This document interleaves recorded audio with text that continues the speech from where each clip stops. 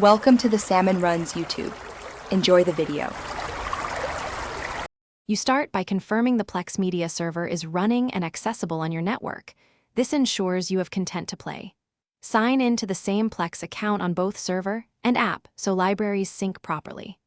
Once done, open the Plex app on your device and allow required permissions like network and storage. This first step gets you from 0 to visible libraries.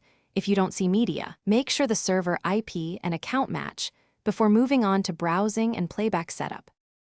Now locate the movie by browsing libraries, using search, or the home recommendations so you pick the right file. Inspect metadata and the playback/transcoding icon to see if the server will transcode or stream direct. Adjust playback quality in settings to match bandwidth. Once selected, you can add the movie to your watch list or select download for offline playback if the server allows it. These choices control smooth playback and storage use. Make sure to set quality that fits your connection before pressing play. Tap play and monitor initial buffering. For TV viewing, cast or use the app's remote to connect. During playback, change subtitles, audio tracks, or playback speed to match your preference and use the timeline to skip or resume. If playback stutters or fails, pause, lower streaming quality, or restart the Plex media server and the app.